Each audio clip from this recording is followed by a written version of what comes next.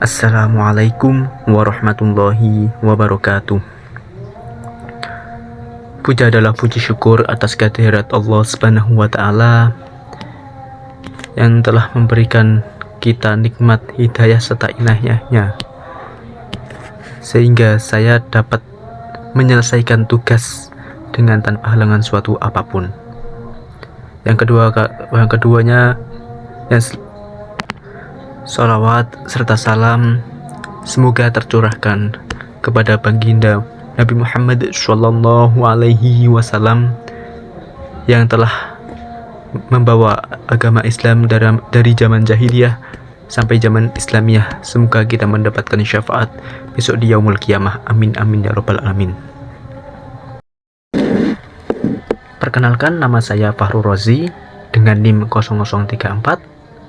Saya akan membahas atau mempresentasikan mengenai tentang revolusi zakat produktif, hukum syariah, dan modal UMKM.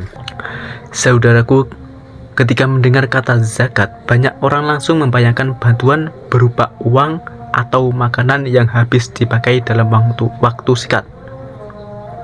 Padahal Islam mengajarkan bahwa zakat juga dapat menjadi sarana pemberdayaan ekonomi agar masyarakat yang kurang mampu dapat bangkit dan mandiri.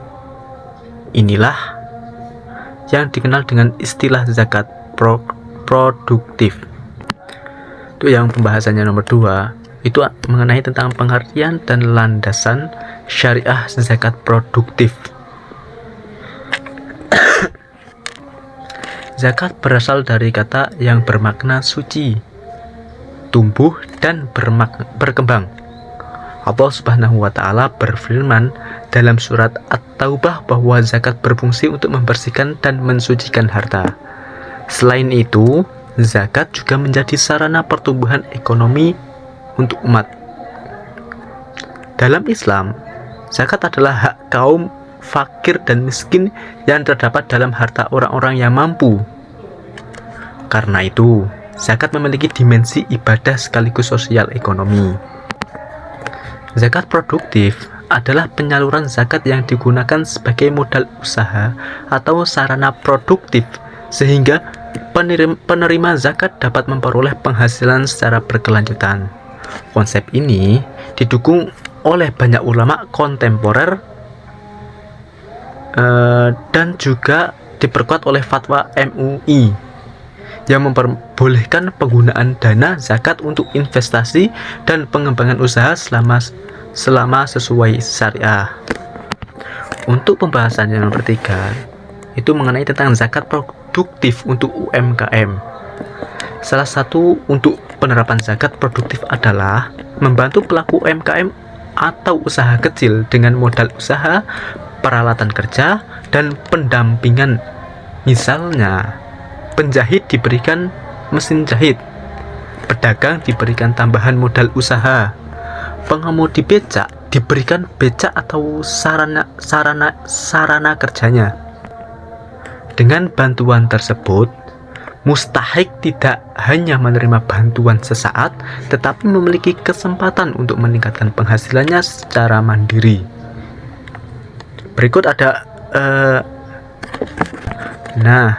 agar program zakat produktif itu berhasil, itu terdapat beberapa syarat. Mengenai yang pertama, sesuai dengan ketentuan syariah. Yang kedua, memberikan nilai tambah ekonomi bagi mustahik. Yang ketiga, penerima benar-benar termasuk golongan yang berhak menerima zakat. Yang selanjutnya, yang keempat, ada pembinaan dan pendampingan dari lembaga zakat. Selain itu, pengelola zakat harus dilakukan secara profesional, transparan, dan tepat sasaran agar manfaatnya dapat dirasakan secara luas. Untuk pembahasan yang selanjutnya, perbandingan zakat produktif dan zakat konsumtif. Zakat konsumtif biasanya diberikan dalam bentuk kebutuhan pokok seperti beras atau bantuan tunai untuk memenuhi kebutuhan sehari-hari. Bantuan ini sangat penting terutama bagi lansia, korban bencana, dan masyarakat yang sangat membutuhkan. Namun, zakat produktif memiliki dampak jangka panjang karena mampu menciptakan kemandirian ekonomi. Tujuannya bukan hanya membantu seseorang hari ini, tetapi mengubah penerima zakat menjadi orang yang suatu saat mampu membayar zakat. Untuk pembahasan selanjutnya mengenai tentang penutup dan pesan dari dakwah yang saya sampaikan ini. Hadirin yang dirahmati Allah Subhanahu wa taala. Zakat bukan hanya sekedar memberi, tetapi juga memberdayakan. Melalui zakat produktif, umat Islam dapat zakat bukan sekedar memberi, tetapi juga memberdayakan. Melalui zakat produktif, umat Islam dapat keluar dari kemiskinan secara berkelanjutan. Ketika dana zakat digunakan untuk modal usaha, pembinaan, dan pengembangan keterampilan, maka zakat menjadi kekuatan besar untuk membangun kesejahteraan umat.